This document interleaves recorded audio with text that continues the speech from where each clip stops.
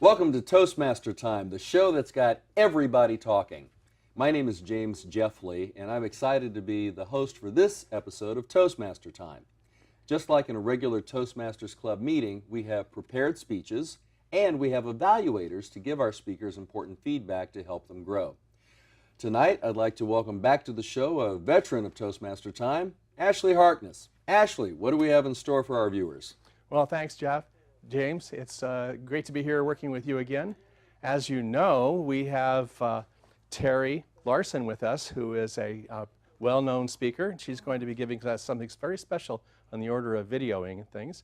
And when I walked in the studio tonight, someone said, "Look at that tie he's got on. He must have some kind of a speech." So I'm one of your speakers too, James. Should be an interesting evening. It's the most wonderful tie of the year. Oh, you'll pay for that. It's horrible. I look forward to your evaluation. Right now, I'd like to welcome to the show our first speaker, Teresa Larsen. Terry, welcome to Toastmaster Time. Thank you, James. This is your first time on the show? It is. You excited? Yeah. Yeah. How long have you been in Toastmasters? About 6.5 years. Okay. And what made you join the organization? I was teaching at a university and recommending that my students go to Toastmasters, but I'd never been. Oh. So I figured I'd better go so I knew what it was like. Be an integrity. There you go. One of our values. Speaking of values, what's the pin about? The safety pin is a symbol that indicates to people, marginalized groups that have suffered any form of bigotry, sexism, racism, that around me they're safe and I will stand up for them. That's wonderful. You know, this is an organization where we say it's where leaders are made, and what a great way to represent leadership. Thank you. You ready to give your speech? I guess so. You guess so. Super. I'll give you a moment to prepare. While you do that, I'll tell our audience a little bit more about Toastmasters. Okay. Toastmasters is an organization that allows people to overcome what is often said as the #1 fear in life, public speaking. We give our members an opportunity to develop important public speaking, communication, and leadership skills, incorporating tools from one of the many manuals that are available to you to work on things like organization and persuasive speaking, using your voice and gestures, etc. And at the end of your prepared speeches, we have an evaluator who gives you important feedback. And our evaluator tonight, Ashley Hartness. Ashley, what are we looking for in Terry's speech? Well, Terry's speech is from the advanced manuals on working with videos and working in the studio and videoing. Her project is what's called number 5, Instructing on the Internet. And what she's going to be talking about is actually ways to make sure that your audience understands how important it is and also gets it from you in the sense of honesty and integrity. So it should be very interesting as she presents her training program outline and some of the things you do with it. Well, I'm looking forward to hearing your thoughts on her speech and her speech. At this time, I'd like to introduce Teresa Larsen, Data Visualization Mistakes. Data Visualization Mistakes, Teresa Larsen. Have you ever watched a news report where they showed some data in the form of a chart or a graph, and something in the back of your mind told you that story might not be true? Well, data doesn't lie, but data visualization certainly can. This is an important issue that a lot of my clients ask me about. How do I make my audience believe what I'm showing them? The truth is, you can't force your audience to believe what you're telling them. What you can do is build trust in how you present your data. What I'm going to do is tell you 5 common mistakes that are very easy to correct. These mistakes can erode your credibility and your trust with your audience, but if you correct them, they will go a long ways to building trust and cultivating that in your audience. Mistake number 1 is math errors. If you make a mistake in math on one of your charts, someone in your audience is going to catch it. Worse yet, some stickler in the audience might actually stand up and say, "Hey, you made a mistake." And they'll call you out on it when you're giving a presentation. Not only have they told the entire room not to trust you, now you're off your game because you're flustered that they told everyone in the room you made a mistake. And it could have been an honest mistake, a round off error or something like that. But if you proofread your slides first, then you're not going to make a mistake like that. Mistake number 2 is flaunting convention, breaking the rules. If you show people something different than they expect, they're going to be skeptical. What are they trying to pull over on me? One example of this is the convention that on a chart, the lower left-hand corner is where the origin is, and going from left to right is increasing in X, and then going up is increasing on Y. I've seen times where people put the Y-axis up at the top and the Y values increase going down. That changes the look of the graph entirely, and it makes everyone question, why did they do it that way? So that's a mistake, another mistake to avoid.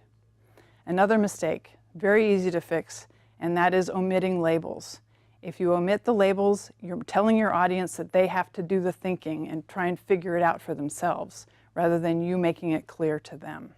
The fourth mistake is trying to be creative at the price of clarity. For example, pie charts, bubble charts, things where you're trying to show comparisons, but a pie chart is not as intuitive as you think. And if you're trying to compare things, the easiest thing to compare is length. If you give people circles and you increase a circle size by twice the radius, you're actually more like quadrupling the area. Do you want them to look at the diameter of that circle or the area of that circle? Don't give that audience too much to think about. Make it intuitive, make it easy. The final mistake that people make is apologizing for something they're showing you because the chart's not showing what they want it to say. So they're saying, it doesn't really show it, but trust me, this is what it means. Big mistake. They're going to question that, and they're going to be really skeptical, and they're not going to trust you. So I've talked about these 5 mistakes. I want to turn it around, summarize it, and put it in the form of best practices. What can you do to build trust in your audience so that they will know you're showing them the truth? Number 1, proofread or proof calculate all of your slides, and better yet, have somebody else look at it just in case you miss something. Number 2, stick with the conventions. Don't break the rules. Show people what they're going to expect to see, and they'll trust you. Number 3, don't go crazy on the creativity. Be intuitive in the design so that the audience doesn't have to do the work. Always use labels, and you want to label your axes and always use your units. That way your audience doesn't have to do any extra mental work, and they know exactly what you're trying to say. And the final best practice is be prepared. If your chart doesn't show what you want it to show, then either your data doesn't show it or you don't know how. So you want to exclude that slide because it's not really doing your presentation justice. When it comes to data, the truth is in there. Data itself never lies, but data visualization can. If you follow these best practices, you will stay true to the data, and your audience will learn to trust you.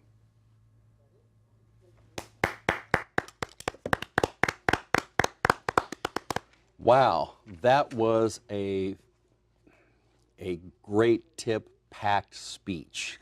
I really appreciated all of the points. What did you think about it?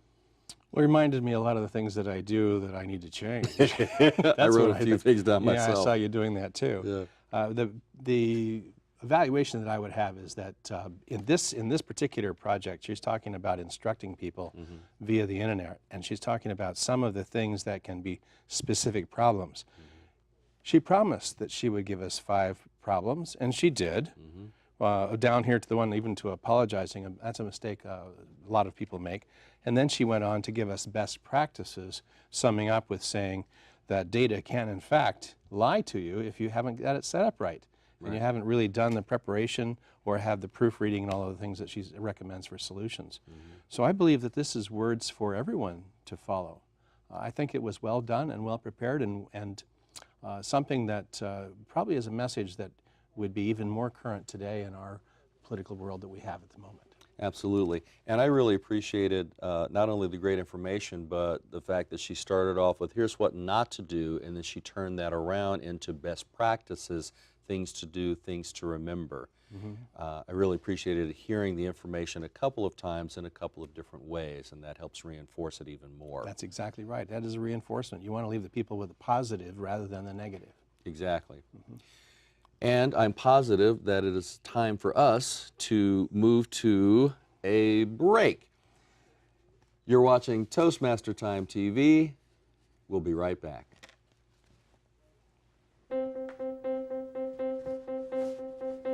Name an effective political leader in history who couldn't speak well.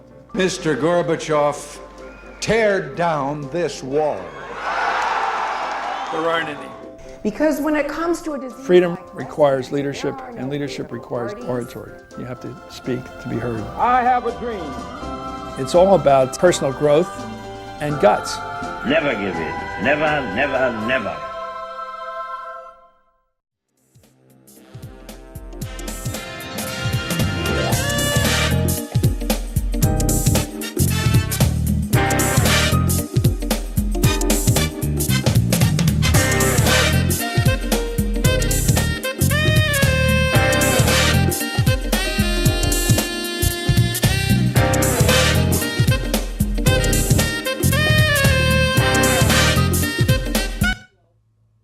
Welcome back to Toastmaster Time, the show that's got everybody talking. I'm James Jeffley, and I'm here with our next speaker. Weren't you just here? It's a ghost, Ashley. Ashley Harkness. Ashley, welcome back in your new role as speaker. Yes, well, that'll teach me to walk in with a Christmas tie to a show. Yeah, And I see, and- I'll bet you got a story in there somewhere. I'm sure there's a speech in there. Oh, yeah, And I there think is. we're going to hear it in a few minutes. Yes. So you're a veteran of this show. You've held every role. You've been a speaker, evaluator, you've been the host countless times. What do you get out of Toastmaster Time TV experience? Well, as you know, I'm actually a professional speaker now. And what I do is go around and train electricians to avoid electrical hazards, arc flash and shock. And without the skills I learned facing a camera, which is as unresponsive as a bunch of bored electricians who wonder what they're going to hear out of you, this actually has been excellent training for that. And of course, the next part of that would be the more you get face time, the more you speak, the more you engage, you get better. Absolutely. Exactly, and that's, I think, a truism for life. The more you do a thing, the easier it gets, the more, I always say, practice makes familiar. Yes, that's Practice true. makes comfortable, practice makes consistent. And if you're practicing the right things, then that makes better. Speaking of better, are you ready to give us your better speech? It should be rather interesting considering I'm going to be talking about Christmas. But you know what? Christmas is a magical time. Let's do it. Let's do it. Well, while you prepare the speech, or to get ready for that, I want to talk to our audience a little bit about Toastmasters. Good idea. Toastmasters is an international organization that helps people improve their public speaking, communication, and leadership skills. We have about 350,000 members in roughly 16,000 clubs in 136 countries around the globe, meeting at a variety of times throughout the week. I'm sure there's a club that meets at a time frame and location that's convenient for you. Just go to Toastmasters.org, type in your zip code, and you can find a club in your neighborhood. At this point, I'd like to welcome back to the show, in another role, Teresa Larsen as Evaluator. Terry, welcome back. Thank you, James. That was a great speech, by the way. I really loved the information that you shared and the way that you presented it with the don'ts, and then you turned that around to best practices. Thank you. And you also presented something similar to this on a TED Talk, didn't you? That's true. What was it like speaking at TED? Wow, that was very intense, very high pressure. They had a red rug too, right? They sure did. But as your role as evaluator, what are you looking for in Ashley's speech tonight? So Ashley's speech comes from the Competent Communicator Manual, and it's project number 3, which is get to the point. And in that project, you're meant to stay on a general purpose, in this case, the Christmas theme, and a specific purpose, and that's talking about a special Christmas gift. I'm going to be looking for that as he's giving his speech. Wonderful. And that's an important thing because often in organizations you're faced with the task of giving important information within a very short time frame. And so you have to be succinct, you have to get to the point. Exactly right. This is one of the things we help people learn and develop as members of Toastmasters. At this point, I look forward to hearing your evaluation. I'd like to introduce our second speaker, Ashley Hartness, A True Christmas Gift. A True Christmas Gift, Ashley Harkness. Christmas time is the most exciting time of the year. Things are happening everywhere with people. There's joy, there's snow, maybe. Who knows? But there's the tree, there's the family, there's the gifts, there's the toys. And if you're a 6-year-old, you know what that means. But once, I was given a toy that represented the true gift of Christmas. I want to tell you about that. As a 6-year-old, you know, the season comes and you see the people showing the trees in the lots. You see the people getting ready to decorate their houses. You know that it's an exciting time, and you know there's a big payoff coming too because you know the true meaning of Christmas. And then there's the wrapping of the presents. My specialty was wrapping the gag gift. My sister was a typewriter person, so I gave her a typewriter ribbon inside of a metal can. She'd shake it and say, "What is it?" And I would say, "I'm not telling." One year, I even gave my wife 2 pairs of scissors that were stuck together like this. They look like a butterfly. She agonized over this. "What on earth is this you gave me?" "Oh, you'll find out," I said. Well, that's only a small part of Christmas. When you get together and you share the gift giving and the love that goes along and the meaning of the season, what the gifts really represent, something changes. But for a 6-year-old, you got to be kidding me. Where are the gifts? This year I have to give them out again? That seems like some kind of deal to keep me from getting into trouble and opening gifts I shouldn't be opening right now. There's a method to this holiday season, as it turns out. Well, that went along quite well, and I was handing out gifts to all of the relatives and the sisters and all of those people like that, and that's when I began to notice that my gifts were coming to me too. There was a truck, a big toy truck. There was a bulldozer that operated with a battery and had lights and motors inside. And then there was the brown box with the name of Lionel. Now, if you happen to know what that means, that's a kid's dream. That's the big Schwinn bike in the small brown box. But there was one more gift. It was a small gift. It came from my mother. It was a game. I opened it up, as normally you'd tear all this stuff off. People were gathering up the papers to save, but me, I was more interested in getting to the game. And it was a game called Tiddlywinks. Tiddlywinks. You take little plastic coins and you pop them and they jump up and they go into a cup. And I looked at that and I said, "Oh my God, this is so lame." And so this kind of game got kind of shoved aside in favor of the brown box with Lionel on it. After Christmas, that little box disappeared. And I gave it no thought. Many, many years later, as a parent myself, I noticed that sometimes the kids played with the box and forget about the toy inside. Sometimes they're more interested in the wrapping paper. It isn't exactly what is the gift, but it's how they received it and what they think about it, how they feel about it. I actually bought some gifts one time in North Carolina. They were pioneer gifts, little strings with little things that went around. You pulled it back and forth, and it did all kinds of tricks. The kids played with it forever. And expensive gifts kind of just sat. But that's not the point of this presentation. Because while everyone enjoys gifts the way they expect to get and what they want, and whether they're good about it or not, Christmas is a time of giving and receiving, and sometimes the gift comes in a different way. Many years later, after my mother had passed, we were in the house, the old house, cleaning up things, and up on a top shelf in a closet, I found a box. It was the Tiddlywinks game. Still new, still fresh. A little dusty maybe, but certainly less for wear. Point being is, I looked at this, I opened it up, and I realized This was a simple game that came from my mother's past, when they didn't have things like the neat toys we had today, or at least at that time, when they had to make do, when the lights on the tree were candles, and the grandmother walked around with a wet rag to make sure there was no fire. Fires were constant during Christmas. It was something from her past she was passing on to me. And as a 6-year-old, I wasn't wise enough to realize what this was. I played the game, and it wasn't easy to do. But I realized that there was much more going on here than even I had thought about. And I thought back to my mother. And while I was thinking, I realized she had given me a gift way past any expectation, and certainly at a 6-year-old. And this was the same kind of gift that I had the responsibility to give to my children as they grew up. I consider this to be a true gift of Christmas.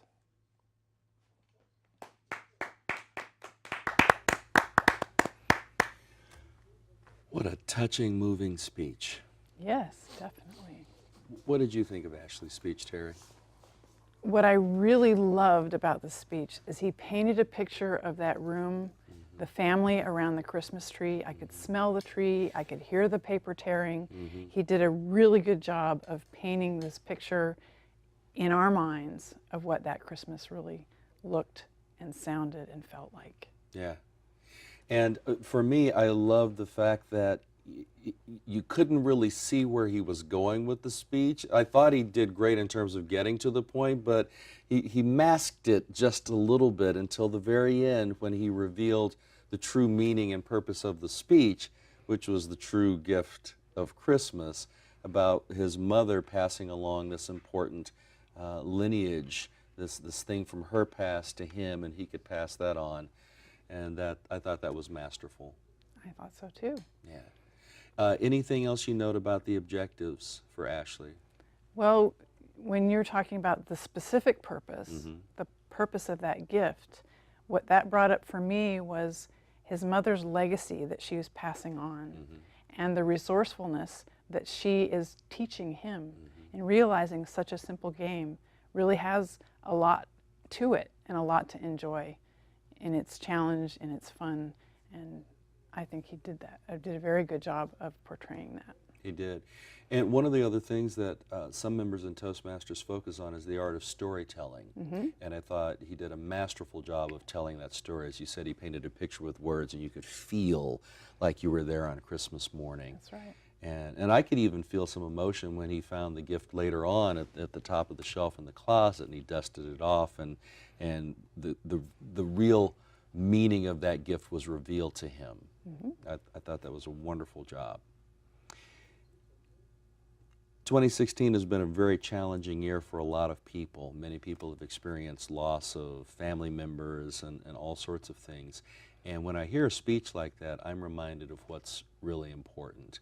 You know, it's the time that we spend with each other. It's the gift of ourselves, our service, a smile, or just sharing important times and stories like this with each other. And in many cases, for me, that's more than any gift that you could buy at a store somewhere. It's the gift of you. It's the gift of you. So I thank you. I thank Ashley for being here. So what a wonderful gift this has been. Did you have fun evaluating? I did. Did you have fun speaking? Yes, I did. Cool. We're going to take a break right now, and when we come back, we'll wrap it up. You've been watching Toastmaster Time. We'll be right back.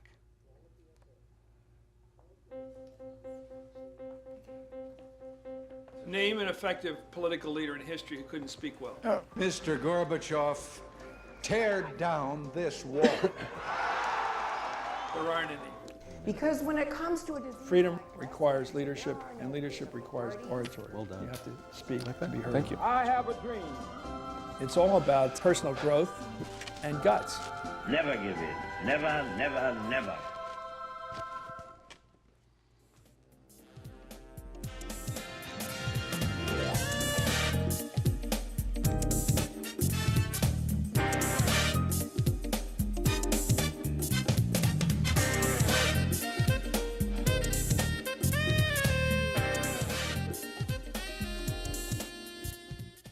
Welcome back to Toastmaster Time, the show that's got everybody talking. Well, Ashley, this has been a most interesting show. You've been a speaker and an evaluator, and our other speaker, Terry, has done both roles as well. Yes. Final thoughts about tonight's show, about the speeches, about your experience here? Well, one of the things about Toastmaster Time is that we have to make the show go on. And when things don't quite work the way you want to, you have to step up, which is something, as I consider, a hallmark from Toastmasters, that we come forward when we're needed, and we do what we can. Anyway, I was itching to give that speech for years. And you finally did it. Yes. Yeah, I appreciate you saying that, because one of our slogans is where leaders are made, and we don't always have the luxury of things working out exactly as they're scripted or as we have planned. Right. When things don't, we have to step up, figure it out, and make it happen. And Toastmasters is a great place to figure out how to do that. Yeah, and we do it here all the time. Yes, we do, and we do it well. What's next for you? You going to be back on another episode? Well, I hope so. I hope so. I've talked to the people here, and they've said, hey, you know, actually, because I'm so busy out doing safety training, I am more of a fill-in role. But that's okay. I also work behind the camera if I have to. Okay, man of many talents. Yeah, who's going to give this up? Right, right. It's absolutely amazing. Thank you, James. Well, great to work with you again, and great to hear you again, and we're going to wrap it up. So you've been watching Toastmaster Time. We're a production of District 57 Toastmasters in Northern California. To learn more about the show, you can go to toastmastertime.com, and if you happen to be in the San Francisco Bay Area, you can visit that website and learn more about our schedule, and if you're a member of Toastmasters, you can send us a note about getting on the show. If you want to learn more about our District 57, go to d57tm.org. You can learn all about our events and our calendar. And if you want to learn more about Toastmasters, the organization, go to toastmasters.org. You can type in your zip code and find a club near you. On behalf of all of the staff and volunteers here at the Media Center and Palo Alto Television, our speakers, Teresa Larsen and Ashley Harkness, and all the great folks behind the cameras that make it possible, I'm James Jeffley saying, thanks for watching Toastmaster Time, and keep on talking.